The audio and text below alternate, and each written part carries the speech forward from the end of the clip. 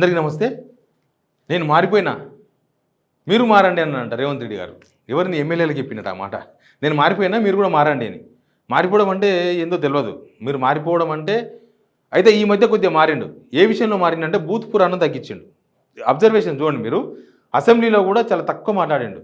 చాలా తక్కువ మాట్లాడిండంటే బహుశా ఇక చాలా క్వశ్చన్స్కి ఆన్సర్ చేయలేక వదిలేసిండా, లేకపోతే కొద్దిగా మారినట్టు కనబడాలి కాబట్టి మనం నోరు తెరిస్తే గెట్లా గా లాంగ్వేజ్ వస్తుంది, బూత్ లాంగ్వేజ్ వస్తుంది కాబట్టి అనుకుని తెలియదు. ఎందుకంటే ముఖ్యమంత్రి అయిన తర్వాత ఆయన వ్యవహారం మారలే. ముఖ్యమంత్రి కాకముందు ఎట్లా ఉండడో ముఖ్యమంత్రి అయిన తర్వాత కొద్దిగా మెయింటైన్ చేయాలి కదా, కొద్దిగా మెయింటైన్ చేయాలి. నేను హోంగార్డుని కాదు, నేను ఎస్పీని. హోంగార్డు లాగానే ఉంటాడు. హోంగార్డు 30 సంవత్సరాలు చేసిన మాత్రం ఎస్పీ అవుతాడా అంటే కాలేదు. మీ పార్టీలో హోంగార్డు లాగానే ఉండొచ్చు కాక, కానీ మీరు ఎస్పీ అయినప్పుడు మీరు మారాలి కదా, మారలే. అసలు ఇంకా లగాయించండు. అంతకుముందు ఒక బూత్ మాట్లాడితే ఇప్పుడు 10 బూతులు మాట్లాడతా. ముఖ్యమంత్రి అయినా కదా నాకు ఇంకా ఎక్కువ ఎలిజిబిలిటీ వచ్చింది అనుకుని మాట్లాడాడు. అట్లా బూతులు లగాయించి మాట్లాడేసి జనాలలో పల్సన కూడా అయ్యిండు. తొందరగా పల్సన అయ్యిండు.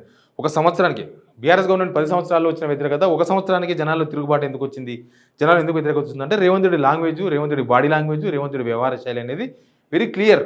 కాకపోతే నిజంగానే ఈ మధ్యకాలంలో అసెంబ్లీలో అయితే ఎక్కువ మాట్లాడలేదు.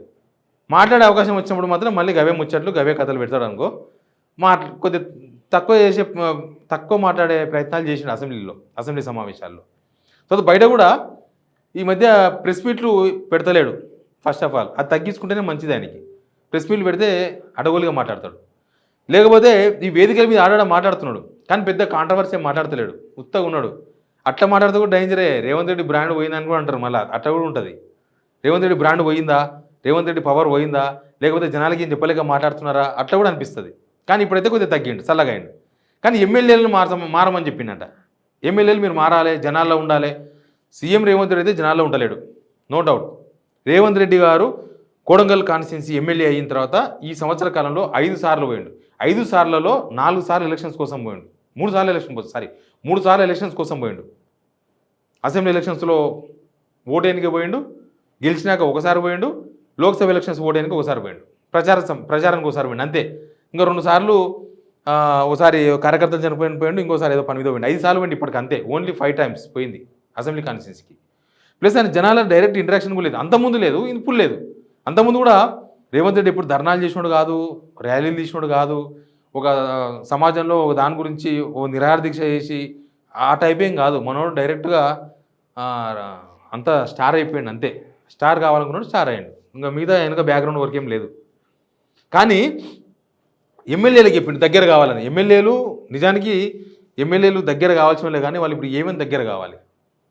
ఎమ్మెల్యేల రిపోర్ట్ కూడా ఉందని చెప్పినట.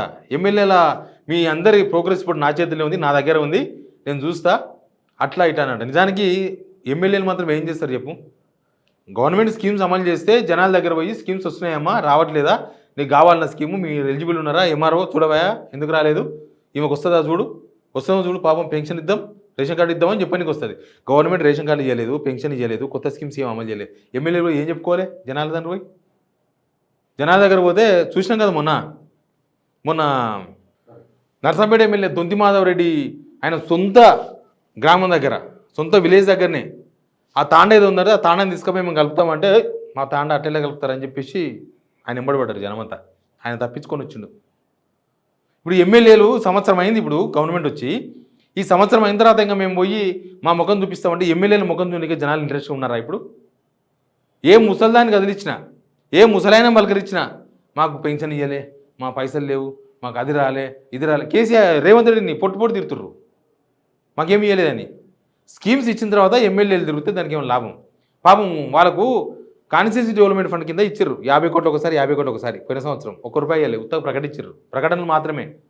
వాళ్ళు ఏదైనా ఊరుకోతే మోరీలా కనీసం తీయవాయ పూడిక మోరీ క్లీన్ చేయమని అంటే ఇంటడా? ఆయనకి ఏదైనా ఇవ్వాలి ₹100, $200, అవి కూడా ఆయన జేబులోకి వెళ్ళి ఇవ్వాల్సిందే. గవర్నమెంట్ ఫండ్ లేదు ఎమ్మెల్యేలకు. ఎమ్మెల్యేలు ఫుల్ నారాజులో ఉన్నారు. కాంగ్రెస్ ఎమ్మెల్యేలు మామూలు నారాజులో లేరు. ఎందుకంటే ఏం చేయాలి? ఓ స్కీమ్స్ లేవు, ఓ పైసలు లేవు, ఓ సభ పెట్టేది ఉందా, ఓ శంకుస్థాపనలకు జంగుతున్నట్టు అర్థం చేసుకోండి. శంకుస్థాపనలు కూడా పెట్టే పరిస్థితిలో లేరు ఇప్పుడు వాళ్ళు. శంకుస్థాపన చేస్తే కూడా అసలు అదే కాలేదు, ఏం శంకుస్థాపన చేసిన అడుగుతారు జనం. మరి ఏమి రిపోర్ట్ ఉంది? ఎమ్మెల్యేల రిపోర్ట్ కాదు, ముందు గవర్నమెంట్ రిపోర్ట్ ఎందుకు చూసుకోవాలి. అసలు రేవంత్ రెడ్డి మీద తెలంగాణ మొత్తం ఏం మాట్లాడుకుంటారో వింటే ఎమ్మెల్యేల రిపోర్ట్ వచ్చేస్తుంది. పాపం ఎమ్మెల్యేలు మాత్రం ఏం చేస్తారు? నేను అడిగేది ఏంటంటే, ఇప్పుడు పైన హెడ్ బాగాలేకపోతే అంటే హెడ్‌లో తలనొప్పి వచ్చిందనుకో, కింద మనం ఏం చేసుకుంటే ఏం లాభం? పట్టవస్త్రాలు ధరించి ఏం లాభం? తలకాయ వాళ్ళకి నొప్పి ఉన్నప్పుడు ఇక్కడ రేవంత్ రెడ్డే పెద్ద తలకాయ నొప్పి అండి వీళ్ళకి. మాటలు చెప్తున్నాడు తప్ప పైసలు వదులుతలేడు. మాటలు చెప్తుండు తప్ప పనులు చేస్తలేడు. స్కీమ్స్ లేవు, శంకుస్థాపనలు లేవు, డెవలప్మెంట్ లేదు, ఏమీ లేదు. అసలు గవర్నమెంట్ ఉందా అని అడుగుతున్నారు కొంతమంది.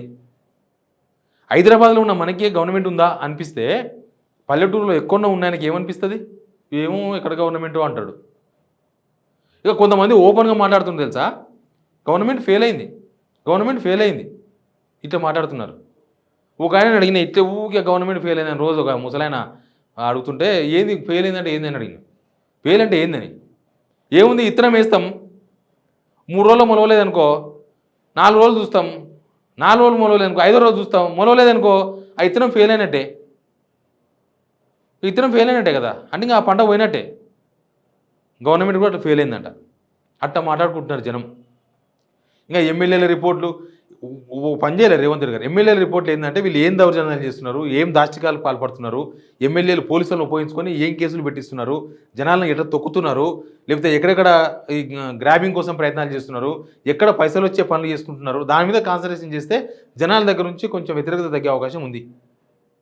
లేకపోతే మీరు ఇక్కడ వాళ్ళు అక్కడ ఎవరు కౌంటర్లలో ఓపెన్ చేసుకుంటూ కూర్చుంటే జనాలు పిచ్చోళ్ళ, తెలంగాణ జనాలు రక్తం మసులుతుంది తెలంగాణ జనాలకి ఇవన్నీ చూస్తుంటే. కాబట్టి దీనిలో రేవంత్ రెడ్డి మారిండా మారలేదా, ఆయన మారితే ఏంది మారపోతే ఏంది అంటారు కదా. ఆయన మారితే ఆయనకి మంచిది, మారపోతే ఆయనకే చెడ్డది. జనాలకు వచ్చేది ఏం లేదు. జనాలకు దానివల్ల నువ్వు రేవంత్ రెడ్డి మారితే జనాలకి ఏమైనా లాభమా? ఆయన బూతులు మాట్లాడకపోతే జనాలకి ఏమైనా లాభమా? ఇస్తే లాభం. కాబట్టి ఎమ్మెల్యేల రిపోర్ట్ కాదు, మొత్తం గవర్నమెంట్ రిపోర్ట్ ఏముందో దాన్ని చూసుకుంటే బెటర్. లేకపోతే గవర్నమెంట్ ఫెయిల్ అయిందనే ముద్ర మీ మీద అట్లా పడిపోయింది. అది కష్టం. రేపు ఇంకా గట్టి ముద్రలు పడే అవకాశం ఉంటుంది. ఎనీవే ఆయన ఏం మారినో నాకు తెలియదు, కానీ గవర్నమెంట్ మీద మాత్రం జనాల్లో తీవ్రమైన అసంతృప్తి ఉంది. అందుకే ఎమ్మెల్యేల కానీ జనాల్లో కూడా పోయే పరిస్థితి లేదు ఇప్పుడు. Please subscribe signal TV.